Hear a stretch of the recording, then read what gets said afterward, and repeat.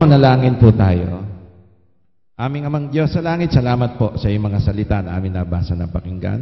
Maging kalakasan namin to at turuan kami ng Holy Spirit sa mga katotohanan na pagkakaloob mo sa amin, tuturo mo sa amin, at maipamuhay namin sa pangalan ng Panginoong Yeshua. Amen. Makaupo na po tayo mga kapatid. Ano po ang layunin ng banal na kasulatan? At ito po yung binasa natin nasa 2 Timothy 3:16. Ayan. So, sabi po ng talata, ang lahat ng mga kasulatan na kinasihan ng Diyos ay mapapakinabangan din naman.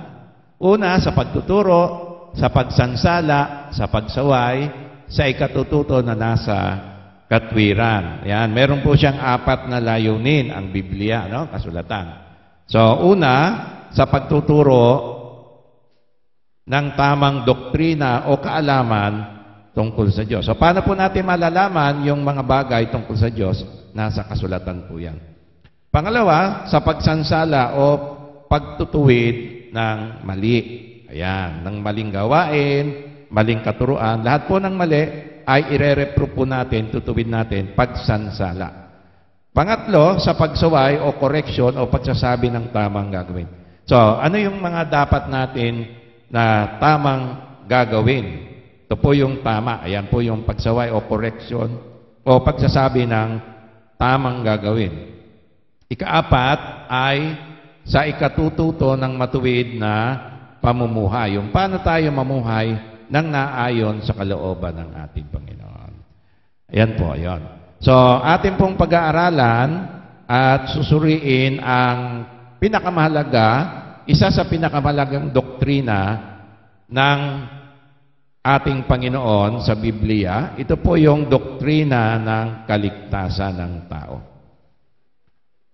Na pag tinignan po natin ay parang meron pong dalawang magkaibang katuruan sa Biblia sa pagtanggap nito o ito po yung tinatawag na sa gawa o sa pananampalataya lamang.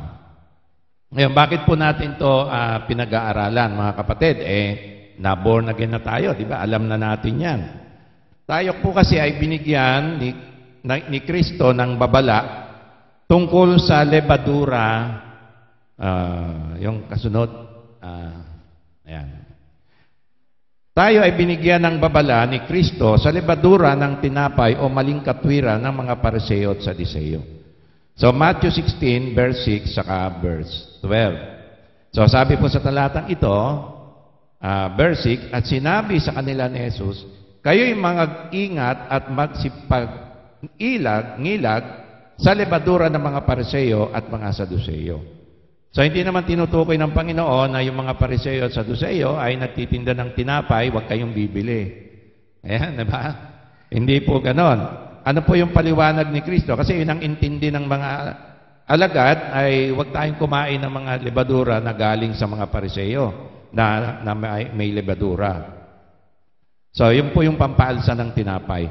Matthew 16 verse 12, at sinabi, nang magkagayoy kanilang natalastas, na sa kanila ay hindi pinag-uutos na sila yung mga magsipag-ingat sa lebadura ng tinapay. O huwag kayong bibili ng tinapay na galing sa mga Pariseo, Saduseo. Hindi po ganon.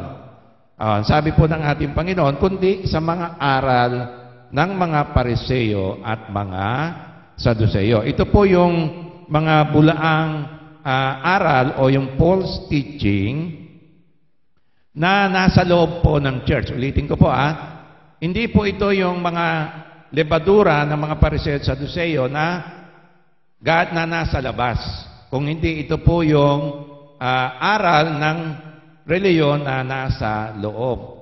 Ito po yung mga false teaching na nakapasok po sa loob ng church. At meron pong mga maling aral na nakakapasok po sa loob ng iglesia. Kaya pinag-iingat po ng ating Panginoon yung mga alagad. Hindi po ito yung mga kulto. Alam natin mga kulto, ay iglesia ni Kristo yan. Siyempre alam mo, hindi ka makikinig dyan kasi mali yung aral talaga. O kaya yung mga Mormons, Jehovah's Witness, Dating Daan, Kekibuloy, at iba pa. So ito po yung tinutukoy ng ating Panginoon, yung nakakapasok po sa loob ng iglesia. So, kailangan po ay maging maingat po tayo.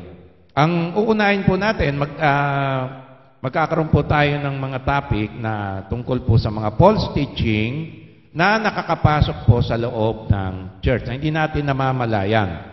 At ito po yung karanasan ng mga mananampalataya nung una. Sino po yung mga unang mananampalataya? Yung panahon ng mga apostol, Apostol Pedro, Apostol Juan, Apostol San Pablo. So ito po yung karanasan nila. At nakapasok nga po yung maling katuruan, kaya po pinag-iingat po tayo. At ito po yung isa sa nakapasok na maling katuruan. Tungkol po saan? Tungkol po sa kaligtasan. Tungkol po sa kaligtasan. Paano ba maligtas ang tao sa kasalanan at sa parusa nito ng kamatayan? Ngayon, bakit mahalaga na pag-usapan po natin yung halaga ng aral ng kaligtasan? Ano po ito? Paano ba maliligtas talaga ang tao? Bakit ito mahalaga? Ngayon, itong doktrina na to, ito po yung unang-unang doktrinang nakapasok sa iglesia ng ating Panginoon nung panahon ng mga apostol, yung maling aral tungkol sa kaligtasan. Ito po yung ating pag-uusapan. Ngayon, bago po yon ay ano po ba ang ibig sabihin ng kaligtasan? Ano po ba ang kahulugan? Pag sinabi nating salvation, ano ba, tinanong ka, kapatid, ligtas ka na ba? Saan ka ligtas? Ligtas ka na ba saan? Sa sakit mo, ano ba, nagkasakit ka ng maluba, ligtas ka na ba? Hindi ka na ba nanganganib yung buhay mo? Halimbawa, sa sakit, karamdaman. So, hindi po yun yung kaligtasan na pinag-uusapan natin. Kundi yung kaligtasan, ito ay yung pagliligtas ng Diyos sa tao mula sa kasalanan. Ito po yung kaligtasan mula sa kasalanan sa magitan ng pagkamatay ni Kristo sa krus, kung saan tayo ay inaaring ganap o matuwid ni Kristo. So, yung pag sinabi po natin, are you saved? Ikaw ba ay ligtas na? So, sinasabi mo, ikaw ba ay napatawad na ng Diyos sa lahat ng iyong mga kasalanan? Ikaw ba ay hindi na tinuturing ng Diyos na makasalanan? At ikaw ba ay binigyan na ng Diyos ng katwiran? Ibig sabihin, ay wala ka na sa kalagayan ng isang pagiging makasalanan, kundi ikaw ay nasa kalagayan, state po kalagayan ng isang banal at walang kasalanan. At hindi na itinuturing sa iyo ng Diyos yung mga kasalanan mo, kundi ikaw ay meron ng buhay na walang gan, at ikaw ay wala na sa kahatulan ng parusang kamatayan. At yan ay lahat sa magitan ng ginawang ni Kristo doon sa krus ng Kalbaryo. So, yun po yung ibig sabihin ng salvation. So, ikaw ba ay ligtas na? Yan. At ang talata po nito, tignan po natin sa 1 Peter 2:24. So, sabi po sa 1 Peter, paumanin po, King James po talaga ang gagamitin natin kasi doktrina po ito. Minsan kasi, nung tinitignan ko sa Tagalog, may sablay. Kaya minabuti ko, lahat na lang ay English. Kasi i-verify nyo po kung tama po yung pagkakasalin sa King James Tagalog. Kasi yung King James Tagalog, ito po yung, ang Biblia 1905, supposed to be galing sa King James. Pero hindi po lahat, meron pong kinuha sa NIV. Kaya napaka-delikado rin po. Kaya sinusuri po natin yung Tagalog. Ang supporting version po ng King James Version ay yung New King James Version. Mas pinadali po yung English. Ayan. So, tayo po ay sa King James. Sabi sa King James, who his own self bare our sins in his own body on the tree, that we, being dead to sin, should live unto righteousness, by whose stripes you were healed. So, sinasabi rito ni Apostle Peter, ay yung ating kasalanan ay dinala na ni Kristo sa kanyang katawan doon sa kruso. Yung kaligtasan natin, saan po nangyari yon? Doon po yung naganap, yung kompletong kaligtasan natin, naganap po doon sa puno. Ano po yung puno? Yung kahoy. Ano po yon? Yung pinagpakuan. Yung po yung krus. At being dead to sins, should live unto righteousness. At sa magitan ng kanyang mga latay, ay gumaling po tayo. So yung ginawa ni Kristo, hindi lamang po kabayaran ng ating mga kasalanan, kundi kagalingan ng ating mga sakit at karamdaman. Yung sa magitan po ng kanyang mga sugat. Ngayon, nung namatay po si Kristo, dinala niya ang ating mga kasalanan. Sabi ni Peter, being dead to sin, para tayo ay mamatay na sa kasalanan, maging patay sa kasalanan, and should live unto righteousness. Okay, yung live unto righteousness, mga kapatid, hindi po yan yung mamumuhay ka, susunod ka sa kabanalan. Yung mamumuhay ka ng banal. Kasi pag tinignan mo po yon, makikita mo sarili mo, hindi ka namumuhay talaga ng banal. Merong time na nagkakasala ka, hindi mo perfect. So, ang sinasabi nito, live unto righteousness, ay ikaw ay mabuhay na sa kalagayan ng pagiging matuwid. So, hindi po ito yung living na as in na namumuhay ka na sumusunod ka, ganon. Ito po yung kalagayan ng pagiging matuwid. Ibig sabihin, para ikaw ay ariin na ng Diyos na matuwid sa kanyang harap, hindi na makasalanan at patay ka na sa kasalanan.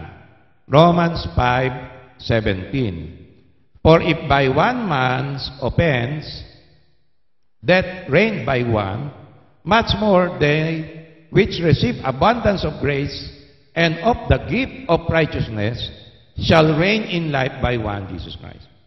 So, paano tayo naging makasalanan? Alam na natin yun sa pagitan ni Adan, di ba, ng isang tao. Ngayon, paano tayo mailalagay ng Diyos doon sa kalagayan na hindi ka na makasalanan?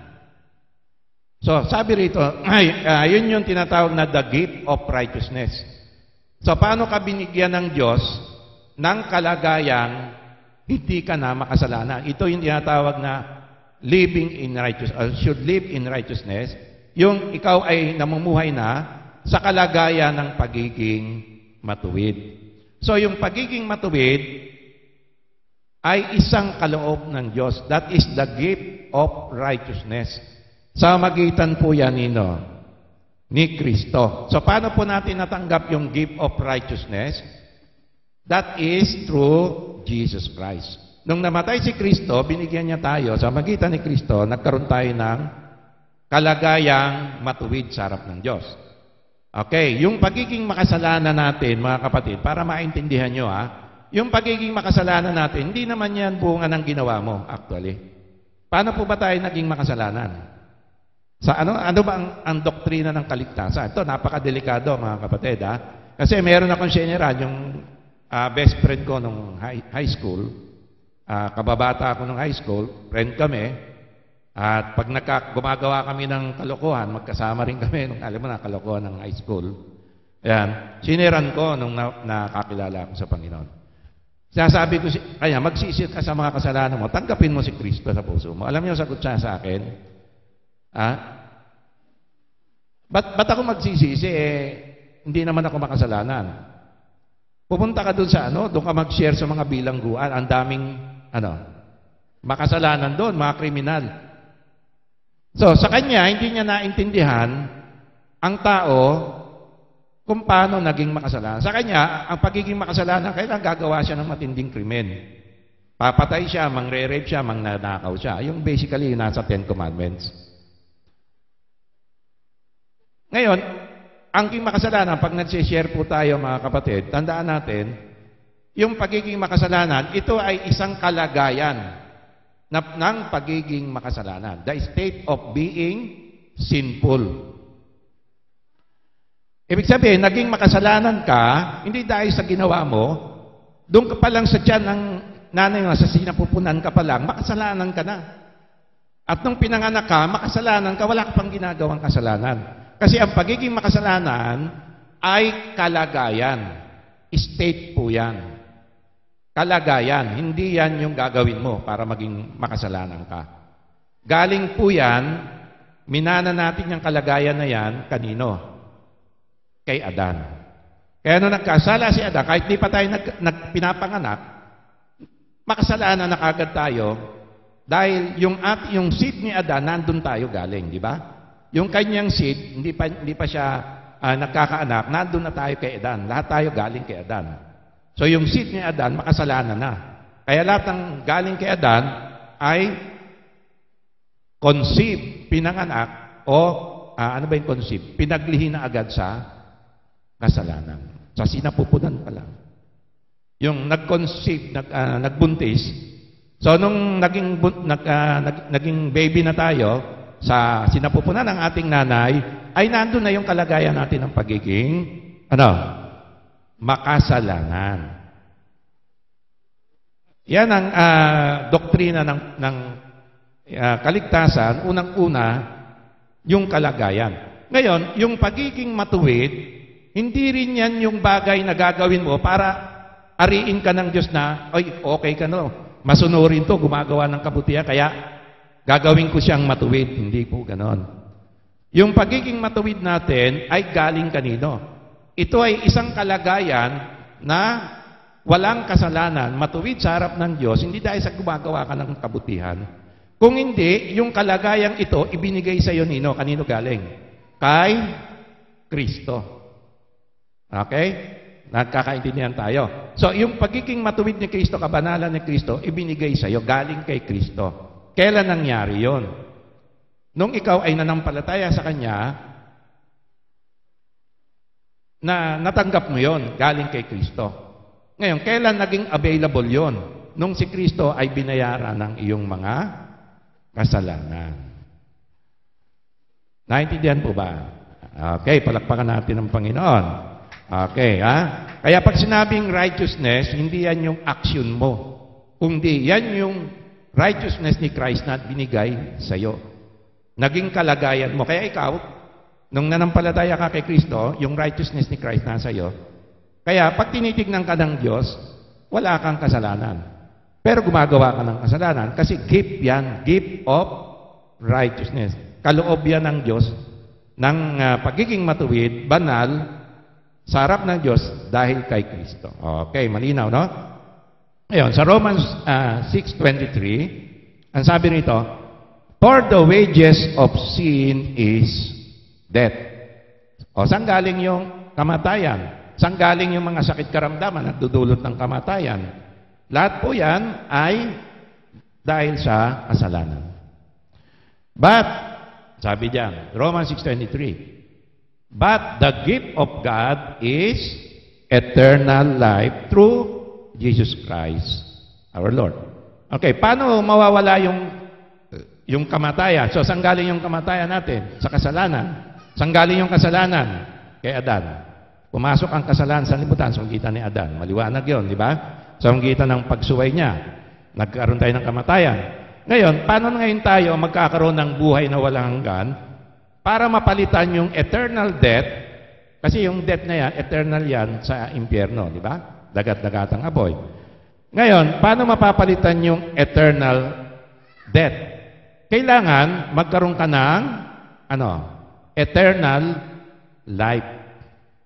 Paano ka magkakaroon ng eternal life? Ayan. Gawa ka ng St. Peter. Eternal plan pala yun. Iba pala yun. Eternal life, ang sabi ng Biblia ay, this is the gift of God. Regalo ng Diyos. Kanino raw? Through Jesus Christ, our Lord. Again, yung gift of righteousness, yung pagiging kalagayan mo na hindi ka na makasalanan, kundi ikaw ay matuwid na sa harap ng Diyos, regalo din ng Diyos yun. Gift of God through Christ. The gift of righteousness. Yung eternal life, ito yung pumalit sa iyong eternal death. So yung eternal life, sabi ng Biblia, ay regalo. Hindi yan pinaghihirapan. Hindi yan pinaghirapan mo. Yan ay regalo ng Diyos, bahagi ng kaligtasan mo. Kanino mo makakamit? Through Jesus Christ, our Lord. Amen? Okay, yan ha. Kailangan maliwanag po ito. Palakpakan natin ng Panginoon. Okay. Ephesians 2, verse 8 to 10. For by grace are you saved through faith, and that not of yourselves, it is the gift of God. So nilinaw ni Apostol Pablo, Ephesians 2, verse 8, na ang kaligtasan natin ay natatanggap sa pamamagitan ng pananampalataya. Tama, no? For by grace are you saved through faith. It is not of yourself. Bakit hindi sarili mo? Hindi mo gawa. Because it is the gift of God. Okay. Ang pananampalataya, ito nagkakaroon tayo ng problema sa faith. Ba? Ang pananampalataya, mga kapatid, ay nagtiwala ka kanino? Sa Diyos, kay Kristo. Pagtitiwala yun Pananalig. Yan ang ibig sabihin ng faith. So, ang faith, hindi siya bunga ng gagawin mo o ginawa mo. Walang kinalaman talaga ang faith sa gawa mo, ginawa mo. Kasi ang faith ay nananalig ka, nagtitiwala ka, umaasa ka doon sa iyong pinagtitiwalaan, pinananampalatayanan. Kaya pag sinabi mo sa kaibigan mo, alam mo, kapatid, meron akong pananampalataya sa iyo. Ano ibig sabihin nun? Kaya mo yan. Meron akong tiwala sa iyo. Believe ako sa iyo. Kaya mo yan. Hindi yung, kapatid, meron akong pananampalataya sa iyo. Kaya ko yan. Hindi ganon. Diba? Pag sinabi mo, I have faith in you, I can do it. Baliktad yun. I have faith in you, you can do it. So pag sinabi natin sa Diyos, I have faith in you, you can do it. You have done it. So ang pananampalataya, wala yan sa ating sarili. Nandun yan sa pinagtitiwalaan mo. Kaya nga, ang sabi doon sa verse 8, by grace are you saved. Naligtas kayo, biyaya yan ng Diyos. Kaloob yan ng Diyos. It is the gift of God. Ano ibig sabihin ng grace? It is the gift of God. Regalo ng Diyos. Yan yung biyaya. Kaya sabi sa verse 9, not of works, lest any man should boast. So, pagdating sa kaligtasan,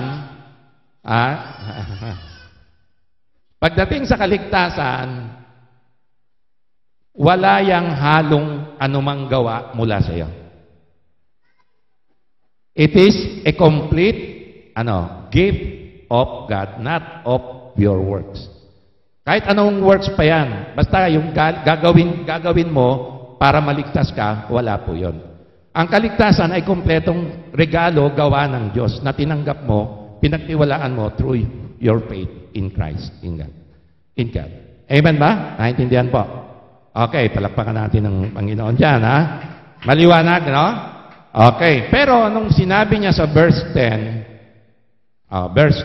tingnan niyo yung verse 10. Ephesians 2, verse 10 to, ha? For we are His workmanship, created in Christ Jesus unto good work. O, pastor, may good works which God had before ordained that we should walk in them. O, sabi dyan, lalakad tayo sa mabuting gawa. Amen ba? Okay, yung mabuting gawa na yan sa verse 10, wala yang kinalaman doon sa mabuting gawa sa kaligtasan natin. Okay, hindi yan yung kailangan gumawa ka rin. Kasi yung common natin sinasabi, ang pananampalataya walang gawa. Hindi maliligtas ka ba niyan? So, kailangan gumawa ka rin. Sabi sa verse 10, gumawa ka rin. Sabi naman sa verse 9, not of works, lest any man should boast. So, pagka hinaluan mo ng gawa, yung kaligtasan mo, hindi na yan biyaya ng Diyos. Gawa mo na yan. May pagmamalaki ka na sa Diyos. Papasukin mo ako sa langit, kasi ang dami kong ginawa para sa iyo. Diba? So, ano yung works diyan sa verse 10? Pag binasa mo yan, for we are His workmanship, created in Christ Jesus unto good works. Kailan po yan nagsimula, yung mabuting gawa, mga kapatid? Yung created, yan sabi niya, created in Christ Jesus unto good works. So, yung mabuting gawa na yan, kailan ba yan nagsimula? Ayan. Kailan yan nagsimula sa buhay natin? Sabi diyan, when we are created in Christ Jesus. So yan ay nagsimula yung mabuting gawa na yan nang nilikha ka ng Diyos, kinreate ka ng Diyos sa magitan ni Kristo. In Christ Jesus. Ngayon, para maunawaan natin yan, mga kapatid, yan yung gawa na yan, ay yan yung dahil sa ikaw ay ginawa ng Diyos kagaya ni Kristo in Christ. You are created in Christ Jesus. Kaya yung gawa na yan, mga kapatid, that is coming from your being, sa yung pagiging bagong nilalang. Created. So, pag ikaw ay nanampalataya kay Kristo, naligtas ka, ano po ang kasunod nun? Ang Diyos, magke-create sa iyo i-create ka niya as His new creation. Yan yung sa 2 Corinthians 5:17. So, naligtas ka na, tapos na yon. Naligtas ka, walang gawa yon, ha? Ngayon, nung ikaw ay naligtas, ano ang kasunod nun? God, ang Diyos, gagawin kang niyang isang bagong nilalang. Kasi nakay Kristo ka na, anong next step nun? Magiging bagong nilalang ka. Ano yung bagong nilalang dyan? Sino ba yung bagong nilalang dyan tinutukoy? Katawan mo, kaluluwa, espiritu. So, ito yung sinasabi, yung espiritu natin ay gagawing bago. So, yung espiritu mo, i-create yan ng Diyos na bago. Wala na yung dati mong espiritu. Patay yun eh. Patay na yun. So, ang Diyos, bibigyan ka ng new spirit. Creation yun. I-create ka niya ng bagong espiritu. At yung espiritu na yan, ayan yung nakapattern according to the image of Jesus Christ. Kaya yung bagong espiritu natin ay nakapattern yan kagaya ni Kristo. Ayan. Na para bang pag tinignan ng Diyos yung bago mong espiritu, ang nakikita niya doon, hindi ikaw. Si Kristo na anak niya. Kasi yung espiritu mo na bago ay created in Christ Jesus sa mamamagitan ni Kristo. Kahalintulad ni Kristo ayon sa wangis ni Kristo na anak ng Diyos. Kaya to make the story short, yung espiritu mo at espiritu ni Kristo ay nagiging isa. Okay. Ngayon, sino ba yung espiritu ni Kristo? Kailan nangyayari ito? Ang gumagawa nito, mga kapatid, ay ang Holy Spirit. So, the moment yung Holy Spirit ay tinanggap natin, bunga ng nananampalataya tayo, naligtas ka. So, yung mga naligtas, doon lang pumapasok ang Holy Spirit at ang kasunod doon, binibigyan niya tayo ng, nagke-create siya sa atin ng bagong espiritu. Ito yung new creation na tinatawag. Created in Christ Jesus unto good works.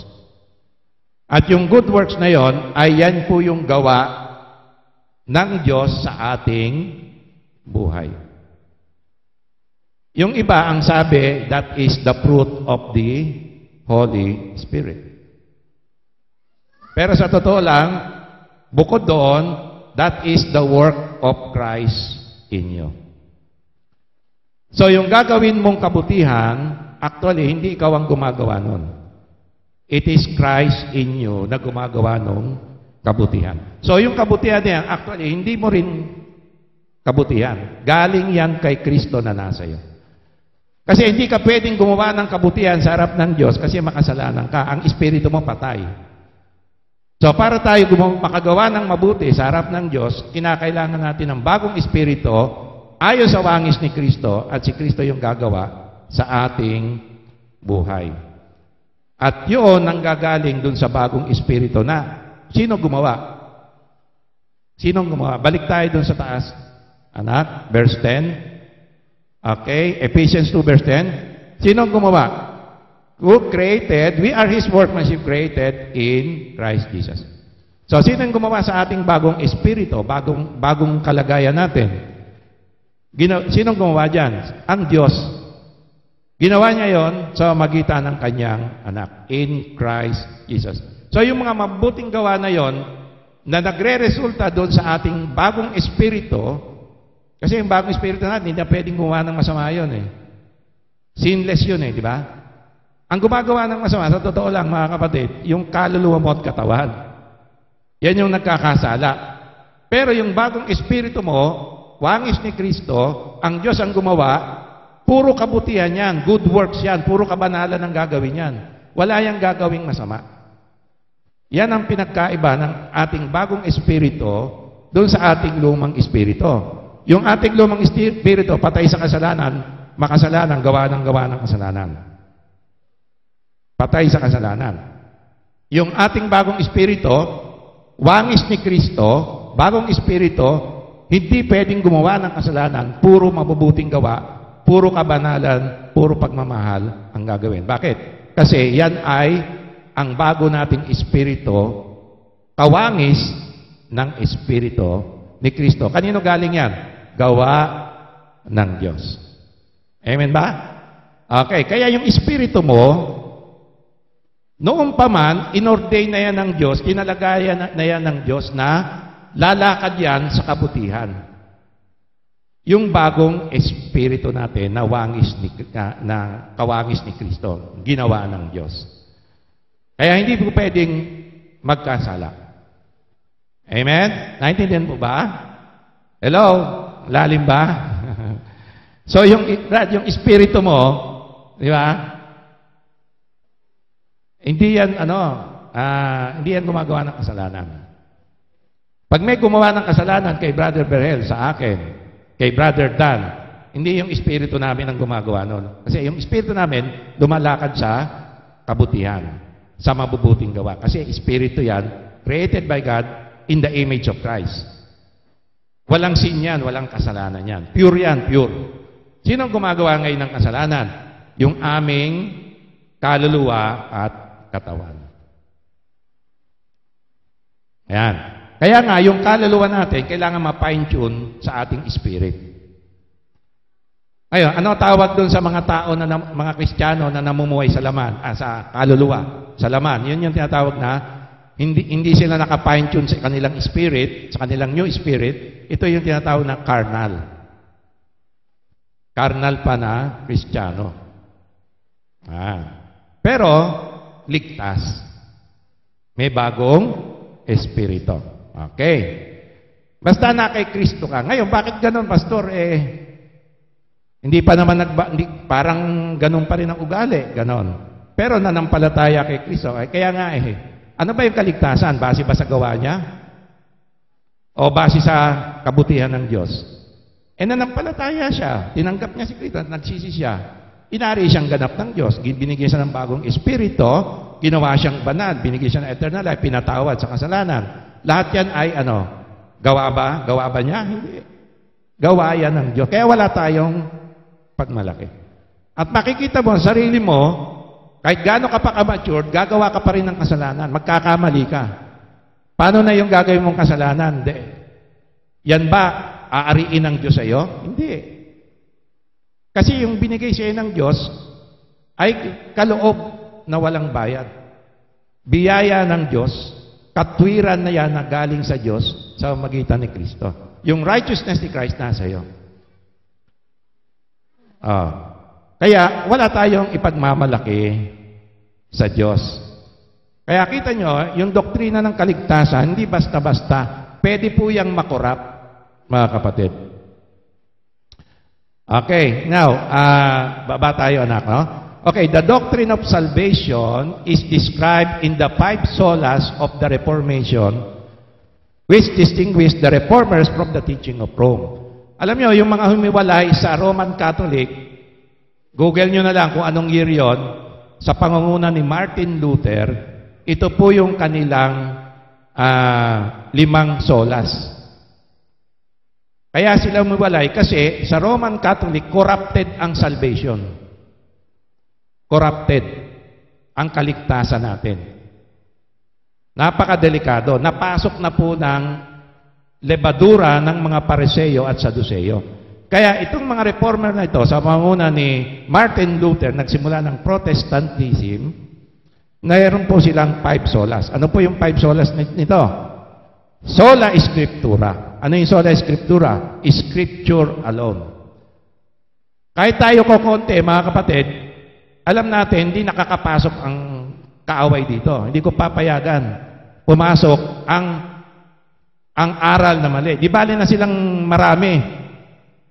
Kung meron naman silang mga maling turo, yung lebadura ng mga Pariseo, tinanggap nila, disgrasya sila. Sa kanila na yung dami. Ako, mas gusto ko pa yung kakaunti, pero siyempre, di tayo mananatiling kakaunti, di ba?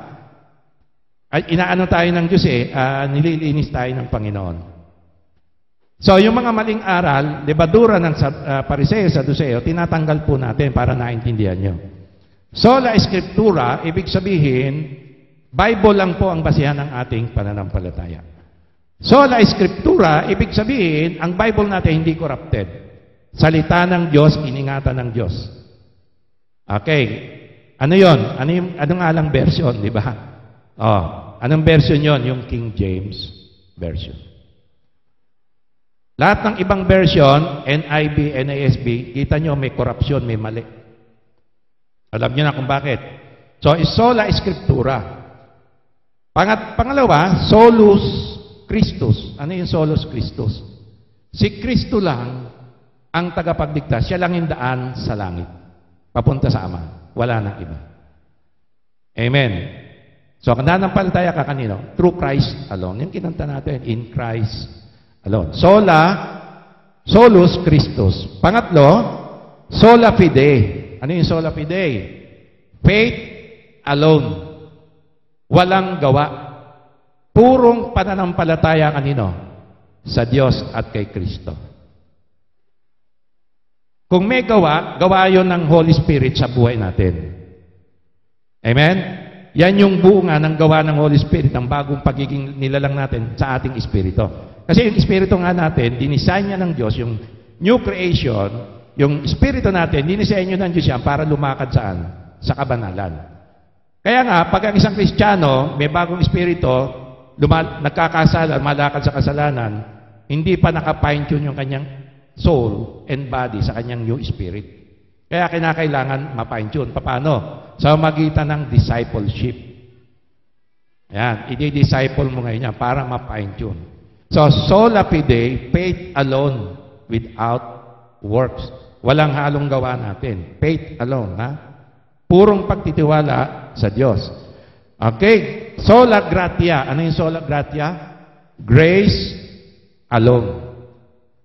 Lahat ng natatamasa natin, mga kapatid, sa buhay natin, lahat yan biyaya ng Diyos. Wala kang gawa dyan. Lahat yan gawa ng Diyos, galing sa Diyos, pagpapala ng Diyos. Amen? Magbigay ka ng isa na nasa iyo na sarili mong gawa. Ikaw gumawa. Meron nga masasabi sa Diyos, Lord, sa akin to, hindi galing sa ito, ha? Wala, di ba? Sino ba yung nagsabi no? Pinanganak akong walang dala, alis akong walang dala. Wala ka naman talagang madadala. Lahat yan ay galing sa Diyos. Ibig sabihin, biyaya ng Diyos. Okay? Panghuli, hindi huli ng mensahe. Panghuli dito sa 5 sola is Soli Deo Gloria. Ano yon? Glory to God alone. Lahat ng ginagawa mo na accomplishment sa work mo, sa trabaho mo, sa pamilya mo, nagkaroon ka ng blessing, lahat yan ay kaninong kapurihan? Glory to God. Wala tayong inaangkin na, oy, napakagaling ko. Hindi. Napakagaling ng Diyos sa buhay ko. Amen? Naintindihan ba? Glory to God. Nagkaroon kayo bagong sasakyan. Glory to God. Bagong bahay. Glory to God. Na-promote. Bago. Nagkaroon ng anak. Glory to God. Lahat po yan ay para sa kaluwalhatian ng Diyos. Okay, ngayon, bakit ang kaaway, papasukin niya yung kaligtasan, doktrina ng kaligtasan, iko-corrupt niya? Bakit iko-corrupt ng kaaway yung kaligtasan nitanggap natin sa loob ng church, ha? Ito nakapasok sa mga churches. Bakit? Kasi sabi ng Romans 1:16, Romans 1:16. Bakit ito mahalaga? For I am not ashamed of the gospel of Christ, for it is the power of God unto salvation to everyone that believeth, to the Jew first and also to the Greek. Okay, suriin nyo ha. Paano ililigtas ng Diyos ang sangkatauhan sa kasalanan? Isa lang ang paraan. Ano yon? Through the gospel of Christ. Kristo lang. Ebanghelyo lang ni Kristo. Bakit? Ito yung power of God unto salvation. Ito yung kapangyarihan ng Diyos para iligtas tayo. Nandun sa Ebanghelyo. Lahat ha? Ngayon, paano tatanggapin? To everyone that believeth. Sola fide. Ibig sabihin, faith alone. Sa magitan lang ng pananampalataya, tinatanggap. At para yan sa lahat ng tao. Amen. Palakpakan natin ang Panginoon dyan, ha? Okay, kapangyarihan ng Diyos. Ngayon, Mark 16:15-16. Paano pagka hindi nanampalataya yung tao? May iba pa bang kaligtasan? Tingnan nyo, ha? Mark 16:15-16. And he said unto them, Go you into all the world and preach the gospel to every creature. Anong gospel yon? Ebanghelyo ni Kristo. Verse 16. He that believeth and is baptized shall be saved. But, paano kung hindi nanampalataya?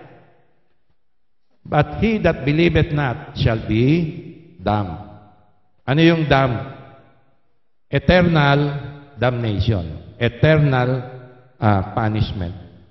Ibig sabihin, pag hindi ka nanampalataya, hindi ka maliligtas, mananatili ka sa kalagayan mo ng pagiging makasalanan, impyerno ka pa rin. Okay? Naintindihan po. Paano yung, sino yung masasawi? Yung hindi nabaptize. So, pag hindi ka nabaptize, hindi ka maliligtas. Sabi ba dyan? Hindi, di ba? Ang sabi dyan, he that believeth not and is baptized, tama ba? Hindi. He that, believeth not shall be condemned. Yung baptism, hindi po kasali yan sa pagtanggap ng kaligtasan. Yung pananampalataya lang. Ano lang po yung pinapakita ng baptism? Pinapakita ng baptism yung faith mo. Di ba nanali ka kay Kristo, ipakita mo. Paano? Yung baptism, pinapakita mo paano ka niligtas ni Kristo. Ano na yung kalagayan mo? Ikaw ay nilubog, namatay na, nilibing, at nabuhay muli. Si Kristo, nabuhay ka ng muli bago ka nang nilalang.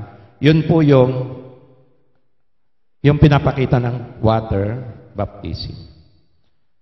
Ngayon, hindi ka na water baptized, namatay ka, ligtas ka ba? Ligtas ka ba?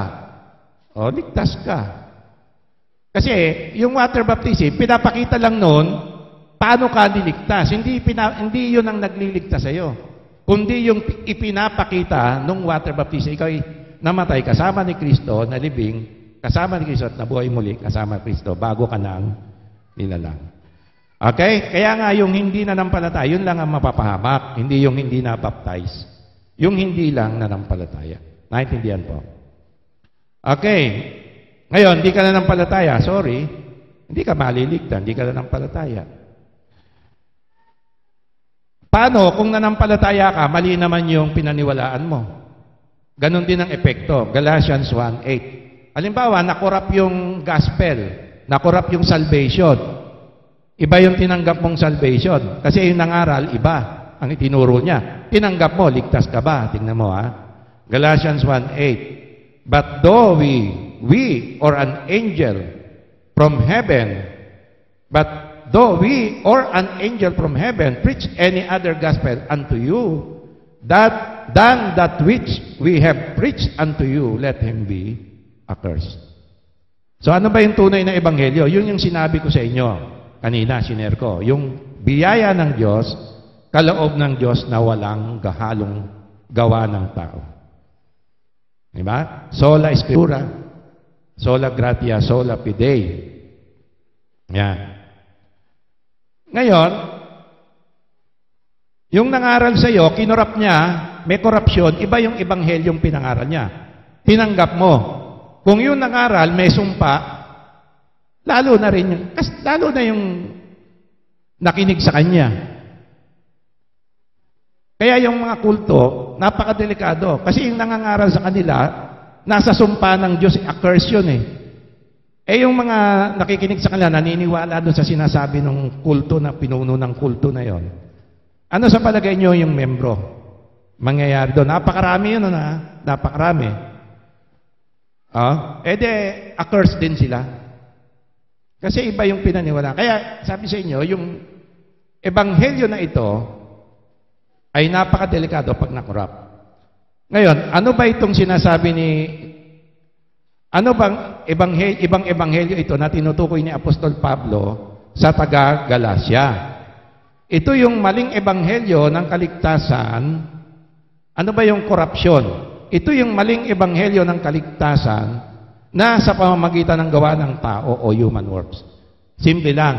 Yung pananampalataya, ahaluan mo ng gawa. Ngayon, pag nag-share ka sa Catholic, hindi maniwala sa iyo, faith. O, faith lang ba? Ang dali naman niya, manampalataya ka lang kay Kristo. Ligtas ka na. Mas gusto nila, manampalataya ka at magsimba araw-araw. Maliligtas ka. Yun, okay sa kanila yon. Yeah? Manampalataya ka kay Kristo at magkaawang gawa tayo. Kaya sa Catholic, marami silang, social work. Kasi parte ng kaligtasan nila yun. Pag hindi sila gumawa, hindi sila maliligtas. Sa kanila, pananampalataya kulang. Kailangan gumawa ka rin. Kaya pagharap sa Diyos, magmamalaki sila. Ay, marami kong natulungan tao. Marami kong natulungan na simbahan, na patayo ko. Ayan. So, yun ang korupsyon. Galatians 3 verse 1 and 2. O, ayan ha. Ano yung korupsyon ng salvation? O foolish Galatians, who hath bewitched you, that you should not obey the truth, before whose eyes Jesus Christ had been evidently set forth, crucified among you. Kasi sabi ni Apostol Pablo, ano ang ginagawa nyo? Bakit nagiging mangmang kayo, nagiging foolish kayo? Alam nyo naman, si Kristo ang namatay para sa inyo, di ba? Oh, verse 2. This only would I learn of you. Receive ye the Spirit by works of the law or by hearing of faith? So, ibig sabihin, yung kaligtasan ng Ebanghelyo sa magitan ng pananampiyaya at pananampalataya kay Kristo, nahaluan po yan ng gawa ng kautusan o ng mabubuting gawa. May nangaral sa taga-Galacia na hindi sapat yung manampalataya ka lang. Kailangan ipakita mo rin yan sa gawa. Pag hindi nakita yan sa gawa, hindi tunay ang kaligtasan mo. Fake yan, fake. Mukhang maganda pakinggan, di ba?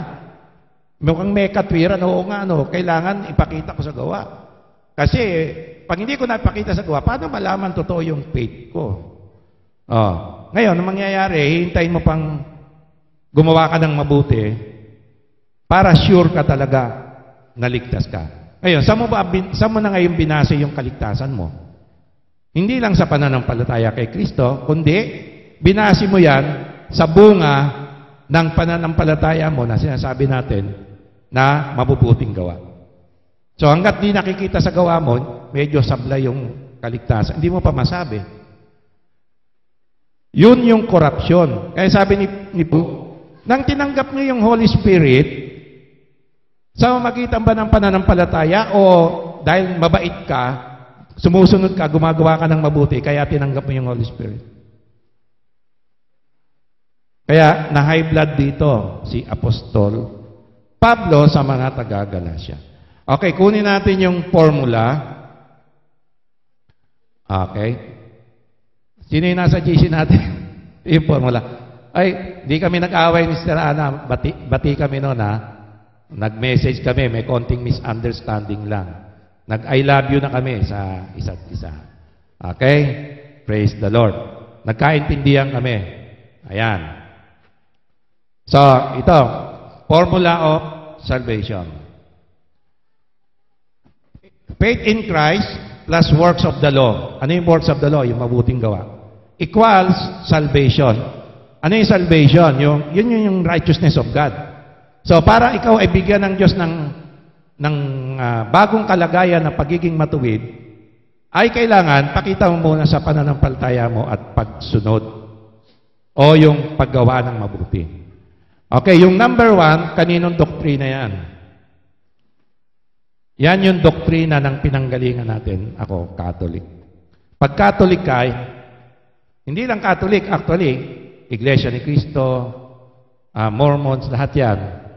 Dating daan, Kibuloy, kailangan sumunod ka. Kailangan magsimba ka, mag-abuloy ka. Yan, yan. Kulang yung pananampalataya mo. Yan ay yung pinanggalingan natin, mostly Roman Catholic way of salvation. At alam natin, di yan ang tinuturo ng Biblia. Corrupted. Okay. Ano yung option? Number 2. Faith in Christ equals salvation of God plus good works as result. Okay. Medyo yung pangalawa, medyo parang mukhang maganda, di ba? Kasi nanampalataya ka lang kay Kristo, nagkaroon ka ng kaligtasan, at ano yung kasama ng kaligtasan? Yung nagre-resulta sa mabubuting gawa. Okay, nilagyan natin ng good works. Ang tanong dyan, mga kapatid, do we need to confirm our salvation? Kaya nga, ang question ko dyan ganito, paano kung walang good works na nakita? Kasi may plus yan eh. Kailangan magresulta sa mabuting gawa. So, paano pag walang nakikitang pasaway pa rin, walang nakikitang mabuting gawa? Sasabihin mo, ay hindi ligtas to, niloloko lang ako, peke ito. Kasi walang nakitang pasaway pa rin eh. Hindi nagbabago sa panlabas Walang confirmation ng good works. Ngayon, ang gagawin mo, hihintayin mo pa yung tao na magbago talaga. Siyempre, na disciple, na Bible study, nagbabago unti-unti. Ay, ligtas to. Kasi merong plus good works. So, kailan mo nasabi na ligtas siya? Nung nakita mo yung gawa. Ngayon, yung 1 and 2, mga kapatid, nirambol mo lang. Yun din yun yung 1 eh. Di ba? Yung 2, faith in Christ is equal to salvation plus good work. Nirambol mo lang yun. Kasama pa rin sa salvation nyo. Pag hindi ka na nakitaan ng mabuting gawa, may problema yung salvation mo. Naintindihan nyo ba? So parang narambol, ihintay mo pa yung resulta. Kailan ba natatanggap yung kaligtasan? The moment na yung tao nanampalataya, di ba? Hindi hintayin ng Diyos na kailangan obserbahan ko muna to, mamaya pasaway ito, kailangan sumunod muna to. So yung kaligtasan mo, base na sa pagsunod mo, hindi na sa biyaya ng Diyos. Kaya nga biyaya ng Diyos yan. Kaya sa akin lang, pag sinuri natin, ay merong question pa rin yung number 2. Kasi, nirambol mo lang yung good works. Nilabas mo lang doon sa equation. Nandun pa rin eh. Ngayon, ano ba ang tama? Ito, yung pangatlo. Salvation, ito, salvation is by grace alone and not of works and received by faith alone in Christ. Galatians 2:16. Basahin ng Galatians 2:16. Knowing that a man is not justified by the works of the law, but by the faith of Jesus Christ, even we have believed in Jesus Christ that we might be justified by faith of Christ. Yung justified, inari kang walang kasalanan. And not by works of the law, for by works of the law shall no flesh be justified. And justified, ito yung made righteous. Yung justified, inari ka ng ganap ng Diyos, walang kasalanan. Kailan nangyayari yun? Nung nanampalataya ka kay Kristo.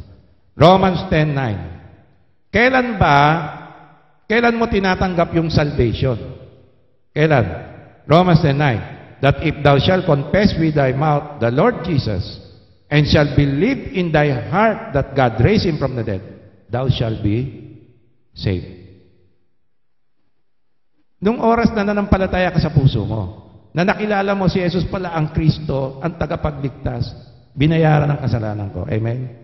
Palakpakan natin ang Panginoon. When you believe that in your heart, you are saved. Yun yung araw na naligtas ka. Hindi hintayin ng Diyos na, obserbahan muna to. Kailangan sumunod to. Pakita niya muna na talagang, obserbahan ko, 6 months, kung nagsisimba to, pag hindi tumuloy to, may absent, liligtas to. Hindi tunay yung faith. Romans 10:17, saan ang gagaling yung faith? Romans 10:17. So then, faith cometh by hearing, and hearing by the word of God. Diba? Sola scriptura. By hearing by the word of God. Yan. So, malapit na tayo doon sa bagong formula. Ano yung bagong formula?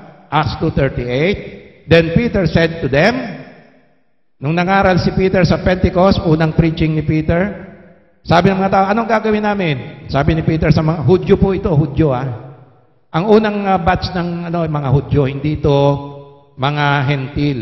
Hudyo po ito, mga Jew.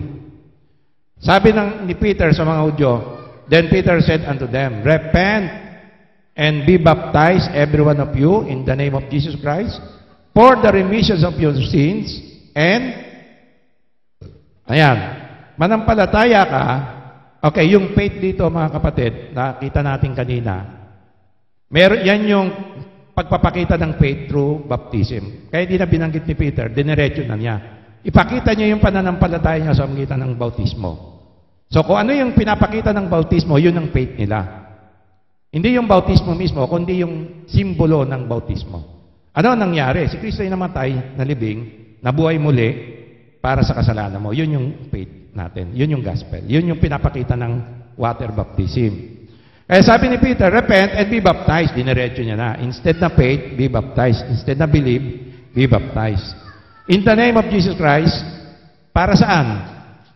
Para saan yung pagsisisi at pananampalataya? For the remission of your sins. Para mapatawad na yung kasalanan mo. So, napatawad na yung mga kasalanan mo. Ano kasunod mga kapatid? Pagka napatawad na yung kasalanan mo, ligtas ka na, naligtas ka na, save ka na, ano kasunod?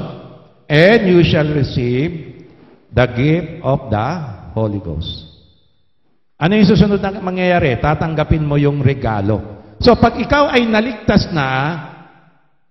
na-save ka na, lahat ng ligtas, anong ginagawa ng Diyos? Binibigyan niya ng regalo. Ano yung regalo? The Holy Spirit. So, the Holy Spirit is the gift of those who are saved. Hindi para maligtas ka, kaya bibigyan ka ng Holy Spirit. Hindi, naligtas ka na, nanampalataya ka, kaya bibigyan ka ng Diyos ng regalo, ng Holy Spirit. Hindi mo yan pinaghirapan. Dahil ikaw ay nanampalataya kay Kristo at naligtas. At yung Holy Spirit, yan ang gagawa sa buhay mo ng mabubuting gawa. Amen? Palakpakan natin ang Panginoon. Ayan, kaya ang kaligtasan, walang halong gawa ng tao. Yan. Kaya ano yung formula natin? Formula natin. Doon na sa formula, anak. Ito yung formula natin. Hindi na tayo magtatapos. Ano yung formula? Repentance plus faith in Christ alone, kasi kailangan pagsisisi, di ba? Equals salvation not accompanied by any good works, plus, ano yung bonus? The gift of the Holy Spirit. Yan ang sa akin, yan ang tamang formula ng kaligtasan natin. Palakpakan natin ang ating Panginoon. Panghuli, pagbubulay, kagaya ng kaligtasan ng magnanakaw sa tabi ni Kristo, ay kumpletong biyaya ng Diyos sa magitan ng Panginoong Yeshua. Basahin natin yung magnanakaw. Ano ba unang naligtas? Yung magnanakaw. Siya yung unang na-save Luke 23:42-43, and he said unto Jesus, Lord, remember me when thou comest into thy kingdom. Ano sabi ni Kristo? And Jesus said unto him, verily I say unto thee, today you shall be with me in paradise. Nabautismo ba yung tao? Nakakitaan ba ng mabuting gawa? Anong ginawa ng tao? Nagsisi at nanampalataya equals salvation. Pastor, saan yung Holy Spirit? Sinama na siya na Kristo sa langit. Ando na yung Holy Spirit. Nasa kanya yung Holy Spirit. Understood na yan. Siyempre, nasa langit ka, sa paradise ka na, wala pa yung Holy Spirit sa'yo. Di ba? Oh. Understood na yan. Oh. Pagkasama ka ni Kristo, kasama mo ang Holy Spirit. Yan ang formula ng kaligtasan. Huwag po nating hayaan makorap, mga kapatid, ang salvation na biyaya ng Diyos. Yan po yung ating sineshare sa ating church. Ayan.